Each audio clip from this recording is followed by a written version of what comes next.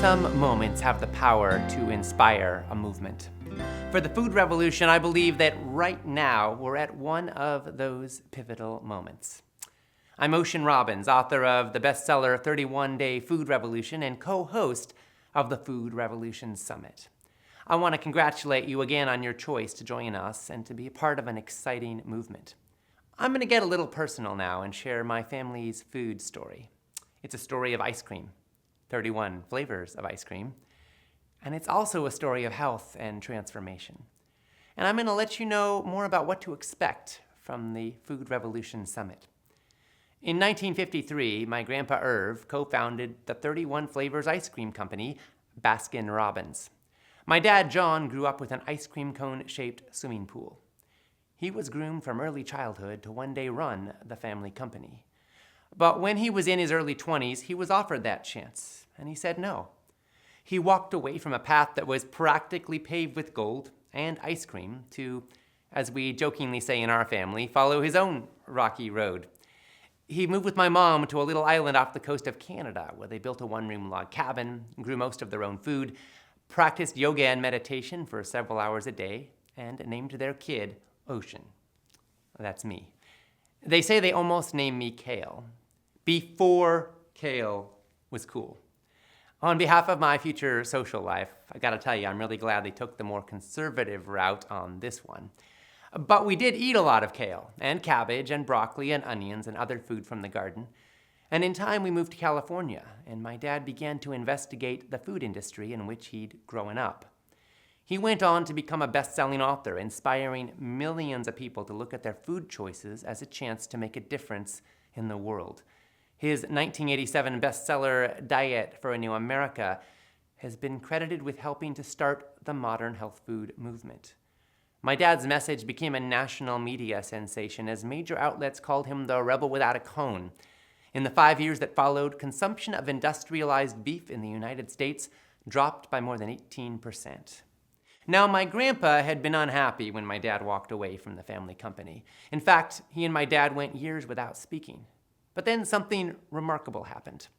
In 1989, Grandpa Irv, then in his early 70s, was suffering from diabetes, heart disease, and weight problems. His doctors told him he didn't have long to live unless he changed his diet. And then his cardiologist handed him a copy of my dad's book. Now keep in mind, my dad had given Grandpa Irv a signed copy of his book when it came out, but that one had just sat on the shelf. Now, however, faced with his own mortality and with the recommendation of his doctor, Grandpa Irv read it, and he took the message to heart. He started eating fewer processed foods and less meat. He started eating a lot more vegetables and fruits and whole foods. He stopped eating sugar. Amazingly, he even gave up ice cream. Before long, Grandpa Irv had lost 30 pounds. He had weaned off his diabetes and blood pressure medications because he didn't need them anymore. He was enjoying more energy than he'd had in decades. He took morning walks with his dog, and soon he was covering several miles each day. He ended up living 19 more healthy years. So we've seen in our family that when we follow the standard American diet, we get the standard American diseases.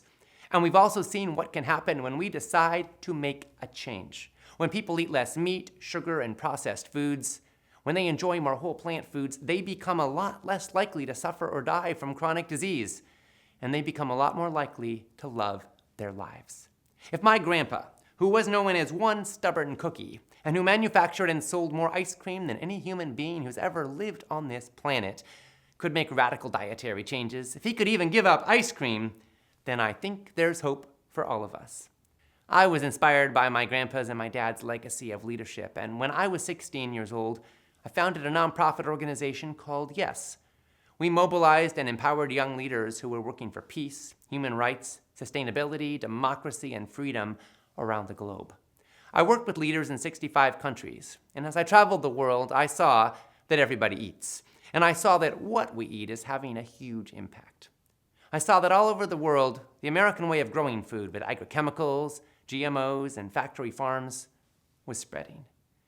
I saw that our way of processing food with KFC and McDonald's and Baskin-Robbins was also spreading, and that in the process, waistlines were expanding and hospitals were filling up.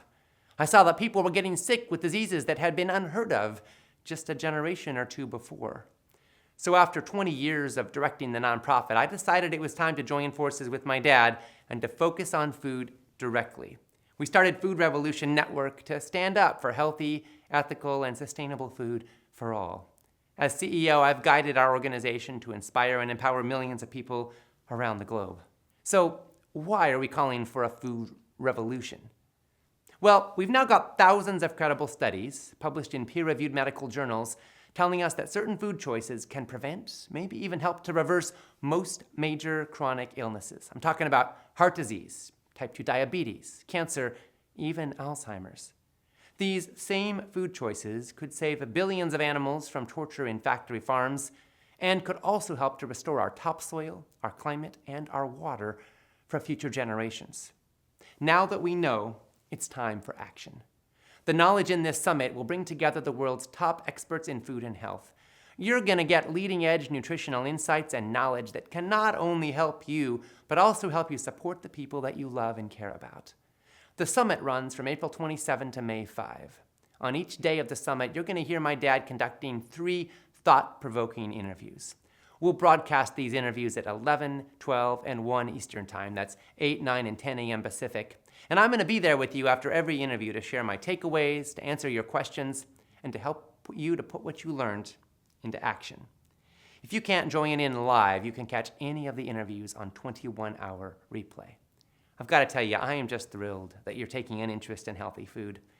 Every time you choose to make conscious food choices, you're basically casting a vote. It's a vote for the health you want and for the world you want. So let's make it a vote that counts. I'm looking forward to working beside you in this food revolution and to seeing you in the summit.